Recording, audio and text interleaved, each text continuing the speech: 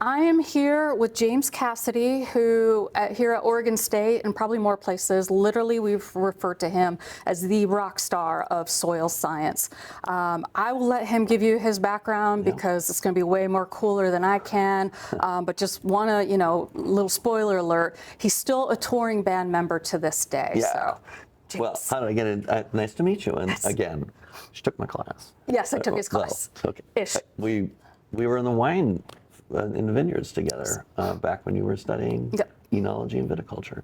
So I teach introductory soil science classes here at Oregon State University. Been doing that for 21 years. I'm a senior instructor too.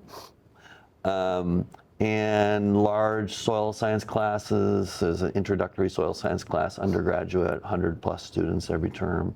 I teach it once a year. And then I also teach some sustainable agriculture, organic farming and gardening. I also teach a soil management class for organic production specifically. And I'm the founder of the student farm here at Oregon State University, which I've been doing for 26 years. So when I was a research assistant, as you are now, I started the student farm because 3 students complained that they didn't get any experiential learning here at the university in their degree. And so I said, why don't we start our own damn farm? So we started our own damn farm. And I've been doing that for 26 years now. So, but how I got into soil quickly is I got out of music. So I quit the music business in 1993, and I had been active for 10 years in the music business. And I can tell more about that in a little bit. But then I quit, and I didn't know what I was going to do. So I had a very intelligent woman I was with in New York City at the time, and she said, let's go to the Brooklyn Public Library and look at career catalogs. Who does that? I did, because she's smart. And I thought about, what do I want to do? And because I was reinventing myself. And I just kind of intuited, I'm from Minnesota originally. And Midwest? Yeah, you're from Michigan? Michigan. Yeah, where in Michigan? Lansing. Oh yeah, I'm from the northern suburbs of Minneapolis, St. Paul. And I grew up there, and I just kind of I knew that nature, you're kind of, there's a lot of up north, as we call it, and swimming and fishing and just being out and seeing. And I just intuited that was where reality really was, and I was kind of getting out of art and trying to focus on maybe something real. And so it just seemed to make sense to me to look into maybe forestry or something. But the more I learned about forestry, it wasn't really what I wanted to do. And I just kind of interested in fish. And I ended up getting a little technical degree from Mount Hood Community College. Nice. Because I had been out to Seattle when I was 20, and I just, I'd never seen mountains before and stuff, and it blew my mind. So I really want to get back out here. Anyway, long story short, I got that little technical degree, and for the first time in my life, I was a stoner rock and roller in high school, and barely, that's why I went into music, because I could barely read and write. And honestly, I did graduate from high school, but probably shouldn't have. They didn't really do me much Mercy service. passing. Yeah, which I don't know how nice that really is to do to someone, but I was in the heavy metal and stuff, and so when I kind of had quit the music business, the first time when I quit the band, I ended up on Seattle. Anyway, so I wanted to get back out of the Pacific Northwest because it kind of blew my mind, and I really had a great experience here. So that's why I went to Mount Hood. And I started at math -1. I started over from, I knew the number line and I knew fractions. Yeah. Really. And I got an A. And I got straight A's in this little technical degree in fisheries technology. Learned how to make nets and weld and everything. It was a cool program. And but I was on the dean's list. I got straight A's, and for the first time in my life. Seriously, I'd never gotten straight A's before. But I was 30, and I just, I wanted to do this, and I knew how to manage my time, and I'd already had a lot of fun in the music business, so I wasn't worried about having fun. I already had plenty. So anyway, I just kept going to school, and I ended up moving down here eventually to OSU, transferred down as a junior, and got a master's degree. But I have a 4.0, 3 degrees. Not because I'm smart, but because I started when I was 30. Yeah, exactly. The competition isn't that great, honestly. So, if you start school at 30 and you're serious about it, you can get A's. All you gotta do is go to class, do the reading, study a little bit, and sit close. I always sat in the second row and pay attention. And you're gonna, if you study a little bit, form a study group, you're gonna get A's. So, it's hard to do when you're 18 though. Yes, Because you want to go and play music and be a rock star. and have fun and hang out with the kids in the dorms. Exactly. And there's a lot of, that's probably more important at that age than knowing, how to do calculus. Anyway, so that's how I got into soils, is because I was fisheries, which led to water quality science, which led to realizing that when you look at a stream or a river, what you're seeing is soil water. Because I was out next to a creek and it was pouring rain and I was getting a sample of water out of the creek, and I realized all the drops are falling on the land. And the percentage that are actually falling in the river is very, minuscule. And that's when I realized, even though I'd probably got an A on a test and learned all this stuff, I didn't get it, but it just blew my mind when I realized, oh my God, this is the groundwater that's visible. And that's what a creek is, because it's a low spot in the landscape. And what you're seeing is the groundwater has risen above the base of the stream, and sometimes it raises above the edge of the stream, and that's what a flood is. And then it all drains out and the water table drains down to some normal level or whatever. And so really that's when I realized water quality is all about the pathway of a raindrop to the groundwater, to the stream, and that's what habitat quality is all about in aquatic ecosystems. So, pretty good for a stoner rock and roller, right? But I was a stoner, so I was thinking. I learned how to think, right? So, and anyway, so that's how I got into soil, and eventually I got into the soil physics professor, brand new professor, and I came with my own money because I had a 4.0, so I got scholarships and shit, and so I did a 2-year master's degree in the soil physics laboratory, looking at the drainage characteristics of formerly drained wetlands and stuff like that. Very interesting stuff, but not what we're here to talk about today. But that's how I got into soil. Do you want to mention your band at all? So right after high school, I went to Minnesota, and Irondale High School, and it was a very oppressive environment for anybody who wanted to not be a conformist, and that was kind of a thing back in the days, not being a conformist. And so I was sort of maligned. I was the first kid in my school to have an earring. So they literally shut the school down that day. It was cathartic. Wow. And there were 2,000 students, and it was like nuts. And so I was, roundly beaten and stuff like that. Anyway, I played heavy metal and stuff, and there were other bands that were playing. And actually, I was in the band jam at school.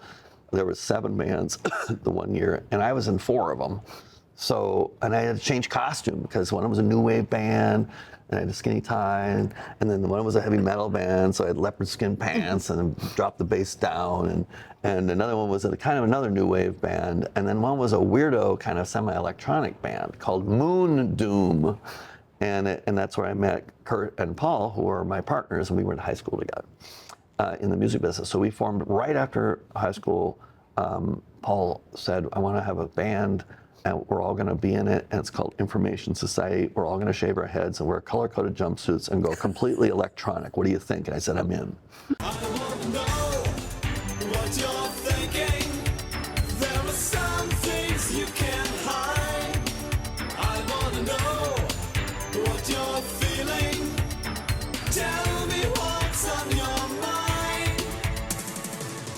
And so we've been a band since 1983, with long periods of breaking up. We broke up 4 times, and I quit 4 times. Well, I quit 4 times, and Kurt was fired 4 times, and he would be upset if he knew that.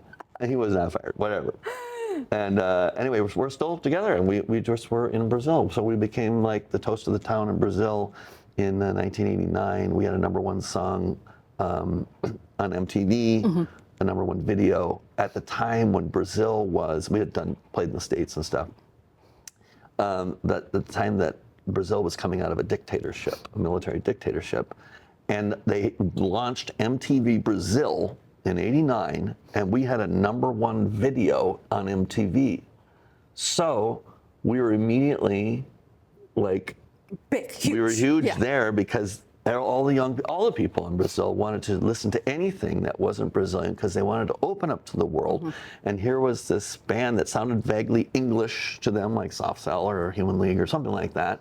But we had funkier beats because we borrowed African American idioms because our time spent in New York, and so we've always been a funkier bass lines and funkier syncopated use of a kick drum and stuff. But still songs about things, kind of old-fashioned that way, and but all electronic and weird and colorful and new wave. And so we went down there and we played big shows, and we played Rock in Rio 2 to 186,000 people in the largest soccer stadium in the world at that time, and it's just like insane the popularity that we have. So we've been going down there ever since, and we just go down almost every December. In fact, they want us to come in August and do 6-city tour in the Northeast, which we haven't been in probably 25 or 30 years. But we mostly in the Sao Paulo, Rio area and points south. And we were just there in December and played 6 shows, full production, 10,000 seat arenas, special effects, the whole thing, just rock star heaven. Nice. And it's like perfect, because I just do that on the side. Yep. And it's like a kind of parachute out of this kind of environment, which I really, for me, this is what really is exciting and interesting to me, is having learned about reality and nature and soil and wine and everything, agriculture and organic students, and being an elder myself now. I love it. I love influencing students and giving them the permission to quit school and go do what they want to do, or get good at school or whatever, and advise them. And it's just really the work, just the joy of my life. I don't have any kids, so I calculated about 6,000 students have gone through my classes. 30,000 students have been to the student farm in the last 26 years. So I've had a lot of experience with young people, and I enjoy it so much. But then I get to just kind of jump out of an airplane once in a while and go be a rock star, and it's really fun. Exactly. So we have a new record that came out, new for us. It's called Odd Fellows, and it's probably our best record. It's just 35 years too late. But but we have fans who love our stuff, and it's just crazy. We have like people who are 10 years younger than me. I never thought there'd be, I thought when I quit the music business, this was it. Yeah. I'd never have that again. And I remember when I first walked out to teach the first time, and it was on a stage, and I had lights, and there was an audience, and I was talking about soil and the truth and how the world really works, and all I had to do is keep their interest, and I knew how to do that, and I tell them the truth, and it's just been it just blew my mind that that's how that works. So I'm feel very fortunate to have found soil, because it's such an incredible subject to teach, and it just it's circular. It doesn't matter where you are talking about it. It all ties back together, because it's all this system about energy from the sun, carbon from the atmosphere, rocks dissolve in water and mineral nutrients, and then plants have figured out a way to use the energy of the sun to eat the atmosphere, to build tissues, to make roots, to take up the nutrients, and then the DNA and RNA themselves are made from dissolved minerals, and it's just like cosmic and just mind-blowing. So, okay. Yeah. So let's get to it. Yeah, I've got my cheat sheet Edit that because down to 14 that's all seconds. good. My mind is more of a sieve than a steel trap, so I want to make sure that I get this me too. right. Yes. Okay. I keep pouring it in, Yeah, exactly. and enough of it sticks around that I can teach. Okay, so the 3 main soil types here in the Willamette Valley are marine sedimentary, volcanic, and windblown. It's loess, correct? Right, or loess, depending if you're on the Loess East or Coast. But I think loess. Okay, yeah. But and not the soil types, but and I'll just interrupt. Oh, yeah, please. What that is those are what are called the parent materials from which many different soils can form from. There's 20,000 different, these are soil series back here, and there's 20,000 of those in the USDA system. And some of them form on marine sediments, from the sedimentary rocks. Some of them form from volcanic mountains and the lava running down into drainages and 6 million, 10 million years ago or whatever. And some of them form from wind-blown materials, which are called lusts. So that is 3 different basic parent materials. Mm-hmm. Just thought, No, I appreciate it. Yeah. That's important. I think probably one of the more important things to know about soil, if you're interested in tasting wine in the Willamette Valley, is that there are these 3 basic kinds. There's actually another one, but normally there's these flood sediments that came from the Missoula floods about 15,000 years ago. But typically those are not, they're more for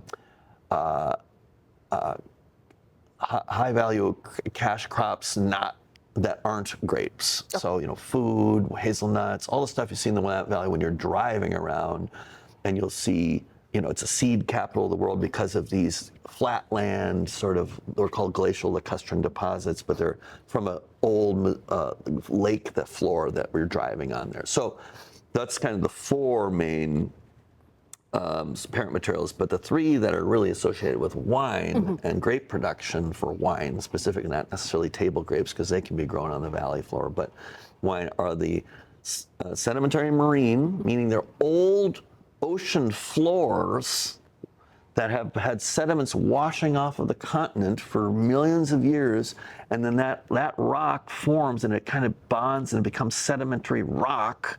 And then it all gets jackhammered, lifted out of the ocean by tectonic forces, and now is exposed.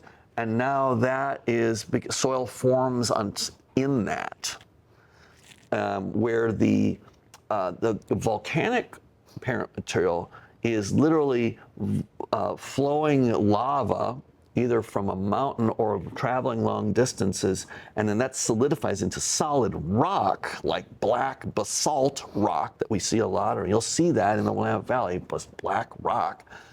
But it's very fine-grained, dark-colored rock that actually dissolves rather fast in geologic time, quite quickly, which releases nutrients, blah, blah, and it becomes soil. So that's a different parent material that forms a different kinds of soils, category of soils. And then there are these unusual wind-blown, I think these are mostly in the Tualatin Valley and kind of more by Portland and stuff, which really, they form, and I looked one up. Okay. Laurelwood. Laurelwood. I looked it up because I know most of the Willamette Valley, but I heard of it and I looked at it. What's interesting about Laurelwood, not to get in the weeds here with you, but is it's wind-blown silts. So all that silt and the clay that came in these giant floods, they blew around too. And they blew up on top of volcanic rock. And so the Laurelwood is actually, underneath of it is basalt, like the volcanic rock, but with a huge thick layer, super thick layer of this wind-blown stuff that came up from the valleys. So it's kind of some interesting things about that from a grape growing and wine perspective. So those are the 3 basic ones. But really the marine sediments and the volcanic rocks are, I think, more widely seen in the Willamette Valley. Okay, so you can see why I wanted to talk to James to talk about soils, because there's no way that I could have put any of this into words at all. But you did take the class. But I did take the class. So you know what I'm talking about. Ish. I don't know if they know what we're talking about, but trust we'll make me, it work. I know what I'm talking about. No, I really. And so we are in one of the actual soil lab here at Oregon State. My goal is Organic State University. Yes. So you can actually see some of the soil profiles behind us. Yeah, what those are, they're called monoliths, and they're basically like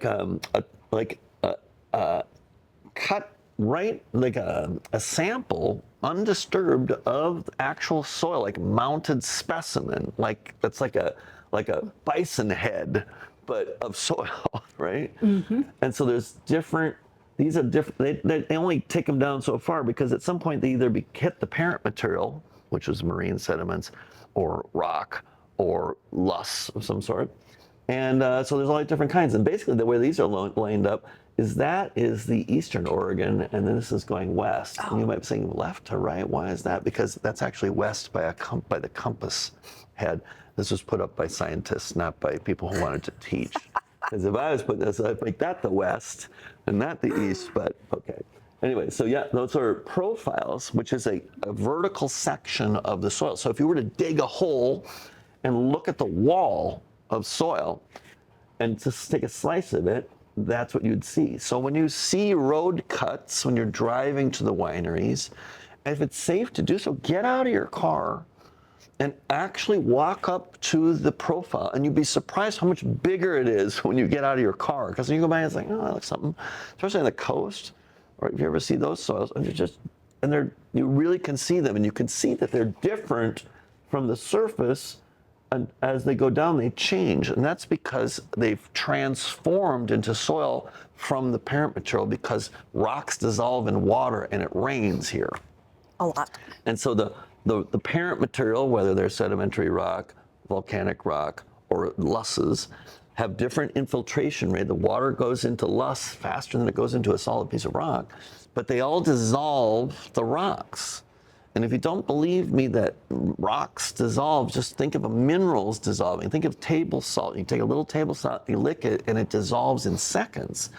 And salt dissolves fast, and that's the potassiums, and a lot of the nutrients come out of potassium salts, and you know what I'm saying, calcium salts and things like that. So those are nutrients that dissolve out of rocks.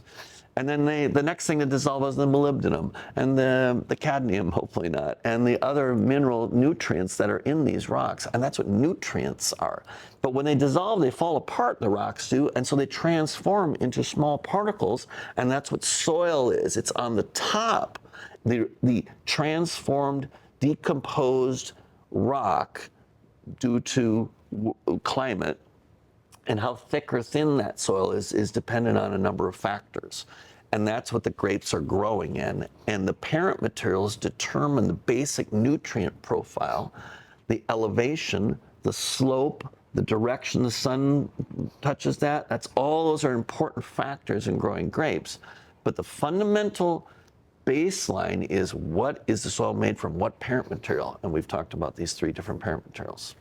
Okay, so that's perfect segue to kind of break it down a little further. So, for the most part, the marine sedimentary rock soil here is called Willamette. It's one of them. Yes, the volcanic soils are Jory and Nikia. And then the windblown loess is the laurel wood. What unique characteristics do they impart to wine grapes or the other agricultural crops here? So about these different parent materials and the soils that form from it, and that kind of the effect on the wine or the grapes. I'm not a grape expert. I do drink a lot of wine, and my wife was a winemaker. And so I've pruned and I've harvested and I've made wine with her at Emerson Vineyards. We did that for years. And so I've learned everything from her about the vines and vineyard side of thing.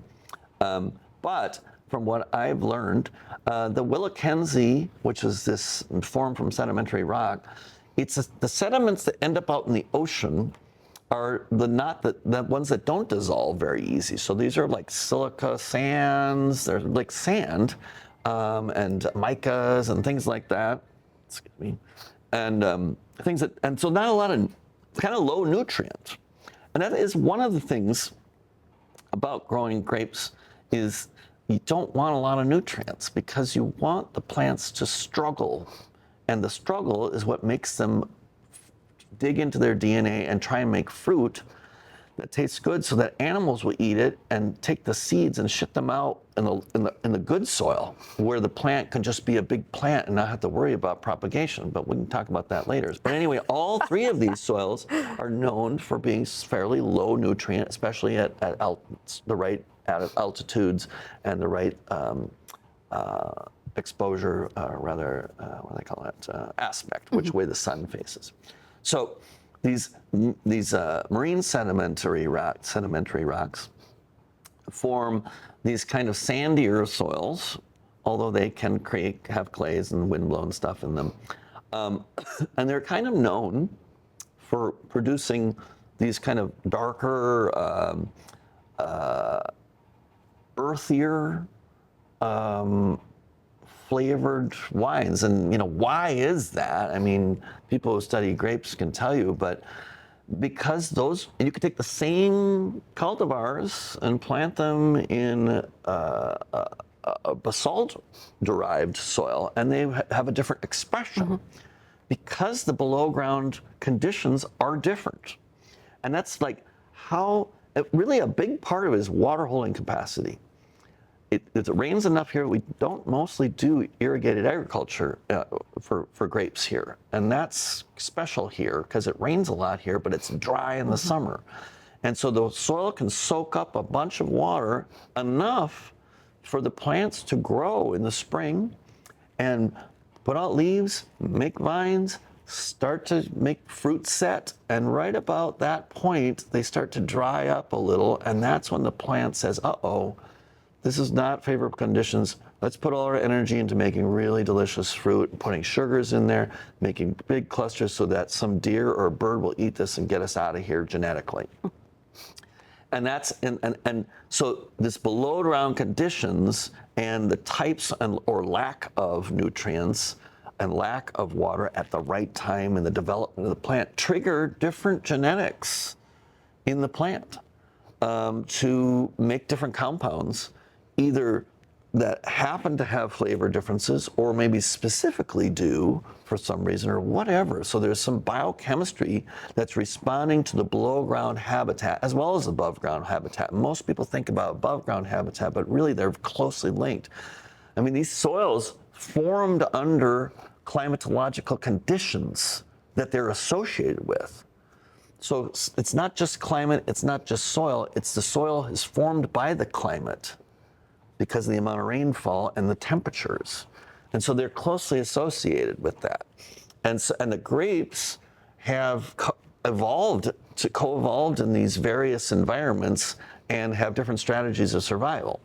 So kind of a long-winded way of getting around at least the first one we're talking about here, which is the Willamette soils, which are kind of known to make these kind of earthy flavors. So when you go to a place and it's maybe 300-foot elevation or something like that, or it's kind of right at the limit of the Missoula flood sediments and blah, blah, blah. And they are typically these kinds of sedimentary rocks. And you'll taste that. So taste for that. And they're darker, inkier, just not as bright in color or in flavor for that matter, in my opinion. So more black fruit Yeah, than black red fruit, dark cherry, forest floor. leather, forest floor. Here you go. Yeah. Now we're talking wine. so that does that kind of capture that yes, one? Yes, thank you. And the next one is talking about the Jory and the Jory and the Nikia, of which there are there's just back to the Willamette for a second. There are several other soils that are very closely related to the Willamette. And you can look that up easy. All you got to do is, here, honestly, type in a Google search, just type in Willamette soil series or just Willamette soil, and you'll see a profile description of the soil. And if you go down far enough, it tells you the associated series that you can click on. They're hot links too. And you can see that there's a whole bunch of them. And a lot of these vineyards have, some of these pretty bigger vineyards have all three of the soil types, or at least two of them, and all of the different soil series. There might be 9, 10 different soil series that they're growing on, and they're growing different cultivars and different, they're doing different techniques. They're putting them a little closer together because it's a lot of nutrients, or they're spreading them out because it's not very many nutrients, or there are nutrients, or whatever. Different trellising systems are associated with different environments, and that's a vineyard management, and they are managing for the soil to try and get a type of wine that they want to get. And so you can kind of manipulate those things. So again, though, Willamette, dark cherry, dark colored fruits, forest floor, earthier, and that's my Your favorite? jam. I mean, jammy, I think is sometimes a word that's used, and And so that I like that. Where these volcanic soils that form from these soils form from solid basalt rock. In fact, I got right. I'll just grab a piece of basalt rock here. We must have one. It's the kind of stuff that you would see in the road, like gravel. This kind of dark colored. You can see it's kind of dark colored rock. And this stuff, it takes a lot longer time for this to weather or rot, if you will, but weather into a soil. But they're higher altitude usually, and they're kind of these islands in the Willamette Valley. They're kind of higher elevation, above 400 feet typically, and they're these old marine-derived basalts that once this whole part of the planet was off under the ocean, and these volcanoes happened under the ocean, didn't go all the way to the top of the ocean, so they aren't islands, but they were there, and then they got buried in sediments, and then so it's a sedimentary cake with big blobs the size of Mary's Peak of basalt in them, and that's what these hills that we call mountains around here. They're not the high Cascades, but the mountains in the Coast Range and the low Cascades. Those are what's left of all that sedimentary rock dissolving away and leaving behind mountains, and then this weathers into soil on top of that. So it didn't start out as sedimentary. It started out as a piece of rock that became sediments over time, like millions of years. And they're often very red soils. So when you're driving around, you'll see brown soils, and you'll have wine and brown soils, and those are Willikenses and that type of stuff. But you get up a little higher elevation, or different, sometimes they're closely associated, you'll see these really red soils. And if you look way over here on the right, I'm not sure if that one makes it in there, maybe over there, yeah, that's the Jory. And these are really old soils that formed back when this used to be tropical in its climate, and it's called a paleosol. What that means is it formed under conditions that no longer exist, tropical conditions. And that's why, if you've ever been into the tropics, you see red soils. And this is a very unusual soil. In fact, it's our state soil. And when I was president of the Oregon Society of Soil Scientists, we voted it in as state soil. We were a voting factor State soil, when I was new the president. factoid. So that happened. So every state has a state soil. Look it up. And so these soils are very red. They're clay. They're very special kinds of clay that don't have a lot of nutrients or a capacity to store nutrients. So it's a nutrient poor soil like Willikense is. I mean, not terrible, but nutrient poor. You couldn't grow corn on it. It's too high elevation, it's too cold, it drains too fast, it's too dry, you'd have to irrigate it, and you'd have to fertilize it, you just couldn't make any money on it.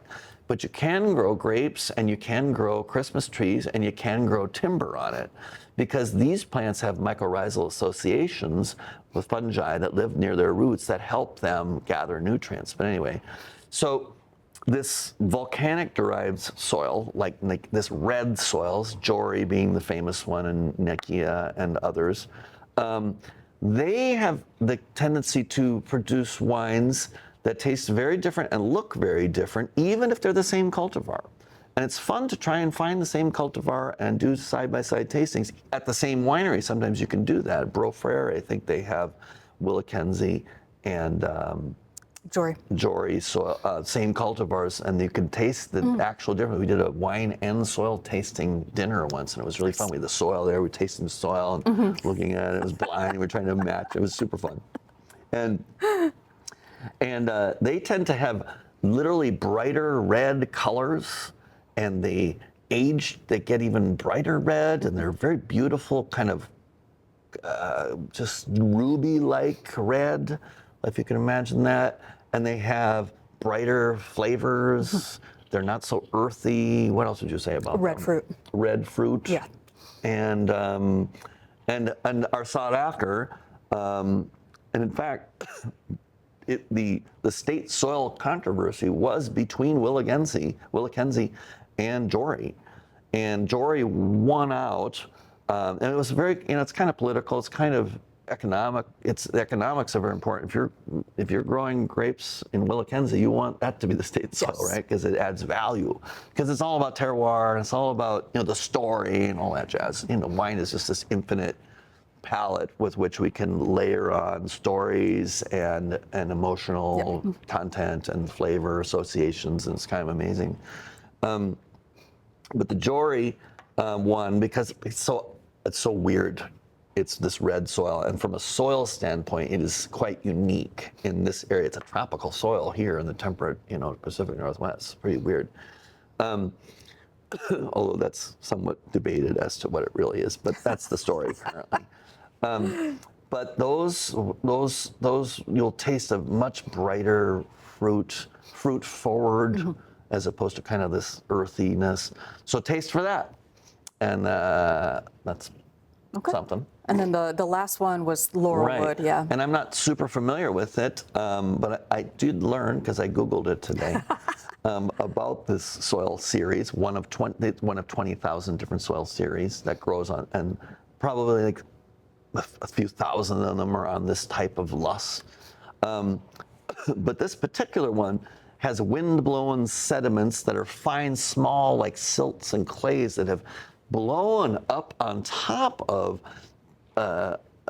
igneous rock, like a basalt or something. And there's a layer that became soil because the water worked its way down and transformed it, and secondary minerals formed, and roots left behind organic matter, and the single pinch has over 1 billion living organisms in it. It's a habitat, that's what soil is. And so the story of that is developed this unique habitat. And it's quite different than these others that we were just talking about. And what I learned today is that when you're establishing on those young vines, mostly the roots are in the loess, and they have a different flavor profile. And this might be a fun experiment if you're in a place in the Tualatin Valley or whatever the other appellation is, Laurelwood District. You could try and say, hey, what are your old vines here? And can we try some from the newer vines? And they're supposedly quite different, because the roots are in the loess in the young vines, because it's at the surface, down to maybe, I don't know how thick it is, but we could Google that. So could you Google it, look it up. But the older vines get down into the older kind of rock.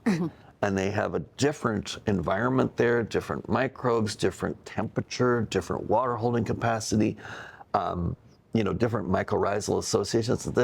It's a lot of biology going on, and the plants are responding to it as old vines, and then that tastes different. And I don't know much about those wines. Do you ever drink from the Tualatin, the AP? I don't think I do, but Well, this would be assignment for yes, our audience here. Exactly. Go taste them and see. And I think it might be interesting for you to think about this kind of dual identity wine, because it's old or young might make a big difference, and that'd be interesting. And I think they grow Chardonnays and stuff on them, and then when they're young, and they do well in the loess or something like that. And then compare them to these other kind of the well-established sort of parent materials that many wineries are on, whether they're marine sediments or basalt, igneous rock soils. And where does this other one fit in, this kind of weird dual purpose one? Now I want to go up there. Yeah, I'm hoping that some of the Laurelwood and Tualatin wineries are watching this and want me to come up there to do a profile so we can talk more about. Yes, I can do a soil bring talk James up there. I mean, I've done soil talks at wineries, and I'm telling you, we can make an evening of it and make with slides and make it super fun and taste different wines and talk all about it. And I love doing that. So bring a monolith. Every winery should have a monolith of the soils, because it's a great story to tell about your wine. It's not just the climate, it's not just the winemaker's savoir-faire or the vineyard manager's goals and skills. It's also the basic foundation of why there's a winery there, and it's a deep story to talk about, especially with the history of Oregon, which is extremely unique. I mean, everywhere is unique. Everything is special. I realize that, but Oregon has I know you maybe don't know this, but remember I said there's 20,000 different named soils. They all belong, there's a hierarchy of structure, a taxonomic structure. Just like plants and animals have names and structured kind of taxonomy, so do soils. And all of the 20,000 different named soils belong to one of the 12 soil orders. And the 12 soil orders are basic divinations of these basic characteristics about them, whether it's the parent material, the climate, the aspect, how old they are, and climate, organisms, or what type of organisms have lived and died there and how long and all that stuff. Those are soil forming factors. In Oregon, we have 10 of the 12 soil orders are in Oregon. There's no other state in the country that has that diversity of soil forming, or rather soil orders. And when you go, if you ever go up into the Hood River area and the Columbia Gorge, they grow a lot of grapes up there, and those are all a lot on basalt from the original basalt flows that came out of eastern Idaho back 35 million years ago. So that's a unique place for wine and flavors and learning about soils, as is like Southern Oregon. Completely different, you know. But for the Willamette Valley, these are kind of the boundaries that we're talking about here. Outstanding.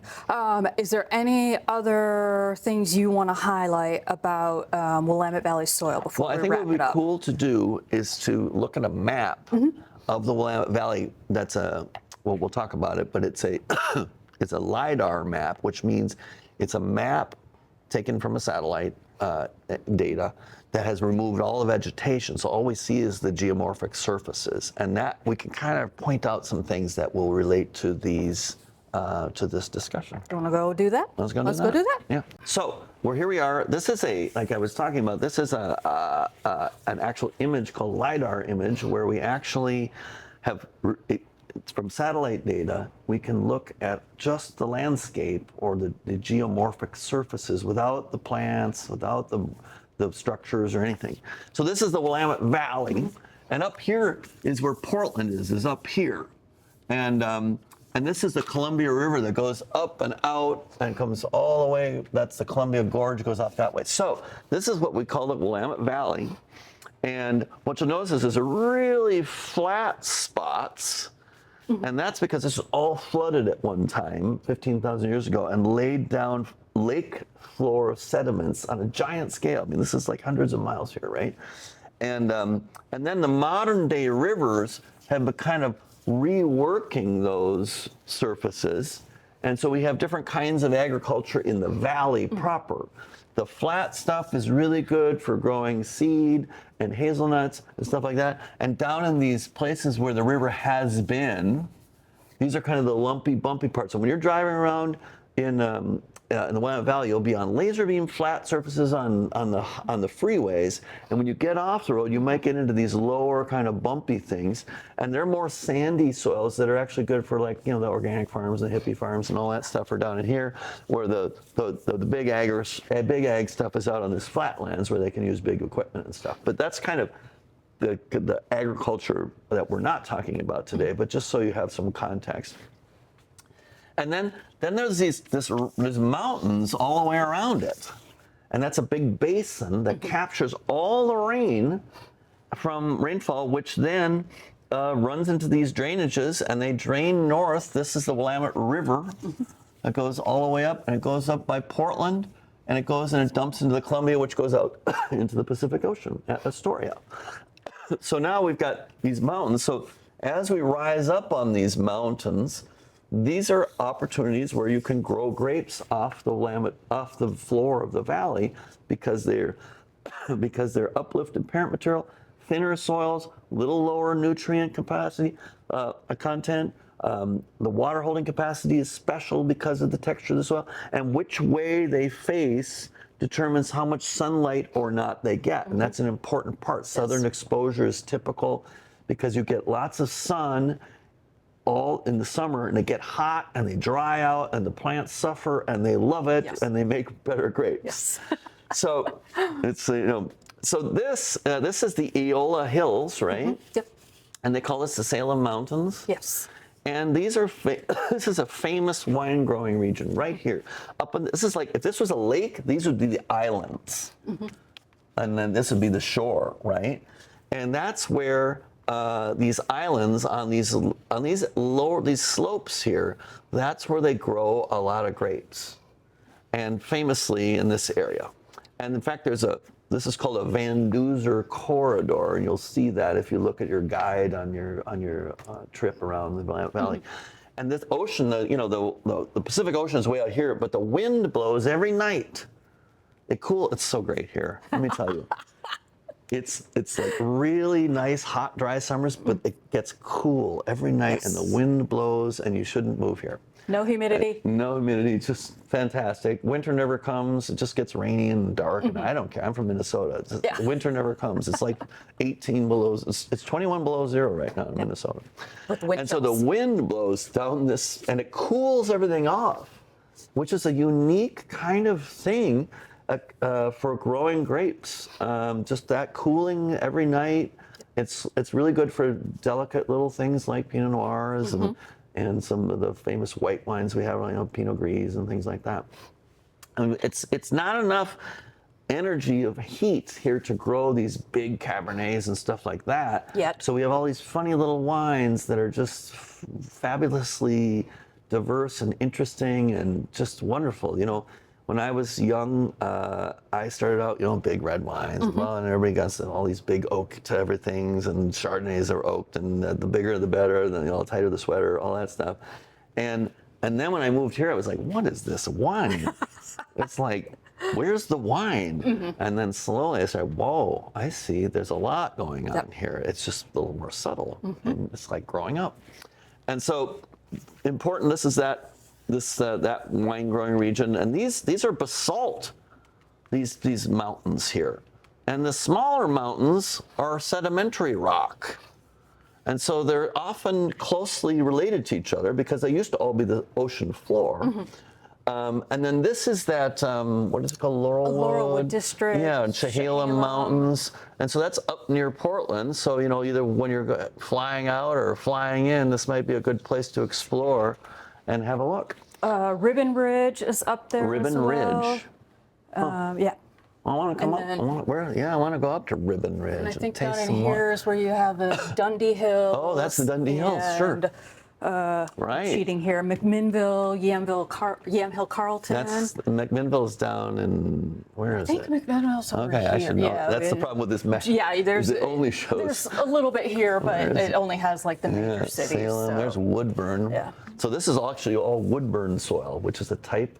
In fact, many of the towns that you will see in the Willamette Valley are named after soils, or soils are named after them, or however you want to think of it. And so Woodburn is a soil, Chehalis is a soil, Eola. There's one called Willamette, and you can Google just names that you see and put soil behind it, and you will learn about them. So, one of the things I would advise you to do is there's an app for your phone. It's called the Soil Web app. Go to the App Store right now. It's free, and just go Soil Web app, and wherever you are, you can hit Get My Location, and it will tell you what the soil is underneath your feet, because it's all been mapped. The whole country has been mapped for its different soils. That's the one, right? Yeah, and you'll show them that. Yes. It's that one, right? It looks kind of like a soil. See the little layers, right? Then you click on that, and hopefully there's no, and you just go to Get My, it focused in this school, you Get My Location up here, and it takes 2 seconds, so don't be impatient. And it will tell you what soil is under, I believe under this building is Woodburn. See that? Woodburn soil. And look at that's at depth. That's a soil profile, just like we were looking at before, but a little picture of it. And anything you can click on all sorts of things and learn all about the soil. So when you go to your wineries, you should write down the soil types and just passively start learning about soil just by going and drinking. Excellent. I mean, who doesn't want to?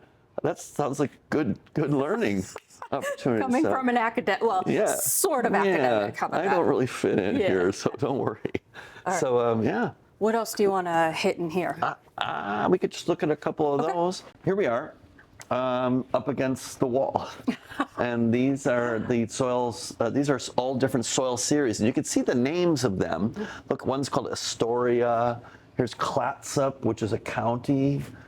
Stewart, I don't know. Jory is actually, it's an old family that came here, the Jory family, early agricultural pioneers here or something. And I think they brought some seeds famously or something like that. There's a tomato called Jory tomato. There's a lot of things named after it. Dixonville, Nehalem, that's a place on the coast. Willamette, it's called the Willamette Valley, because here's the soil that is named the Willamette soil. This is like super important agricultural soil for growing crops on the valley floor. And these are kind of valley floor soils. But here we're kind of getting up into the highlands above the Missoula flood, so above 300-400 foot elevation. And these are probably all wine growing soils. But this is sort of a famous one. That's our state soil. Put your hand on your heart. That's our state soil. And you see how red it is? And that's because it has a lot of iron oxide, because it's really old. And basalt has a lot of iron in it, and when everything dissolves away except the iron, so 10,000 feet of rock dissolved away, all the nutrients, and what was left behind is iron oxide, and this is just rust. And it has some nutrients and other stuff in it, but there's the plant. This is a really good habitat for growing wine grapes for drinking wine. The plants would rather be down in Willamette Valley, where they could just be 16-foot grapevines with leaves this big and not have to worry about making grapes and just live the good life. But you put those lush plants in a stressed environment of a Jory or a Willackenzie, and you put them together real close together, and you prune the shit out of them, and you tie them up to wires. And you cram them on an acreage. Now they're going, holy shit, how are we going to get out of here? And the only thing the dig back and the files is, you know what we got to do is going to make really good tasting grapes so that the seeds can be eaten and taken somewhere else. And that's what makes wine really good, is they're expressing these genes because of these soils and the climate to like express this these genetics that make big grape clusters that have been selected by humans too, over centuries, to make these delicious grape juices. I mean, if you ever get a chance to just take a whole cluster of grapes from the vineyard, some Pinot Noir grapes, a whole cluster, and just shove the whole thing in your mouth. Have you ever done that? No. It's unbelievable. And just crush it in your mouth, and it's just like a full pint of juice, and just you can't even believe how delicious and complex the flavor is compared to a table grape that you get at the grocery store. And once you've eaten a real, like a wine grape, I mean, there's some really good table grapes out there too that grow in the Willamette Valley, and we do that. They're seedless, meaning the seeds are really small. But man, if you're during the crush, you should just see if you can get a whole cluster and just shove it in your mouth and just crush it and drink it. You will not believe it. And that's because that plant has through selection pressure, those plants have survived because they made things that taste good to birds and mammals.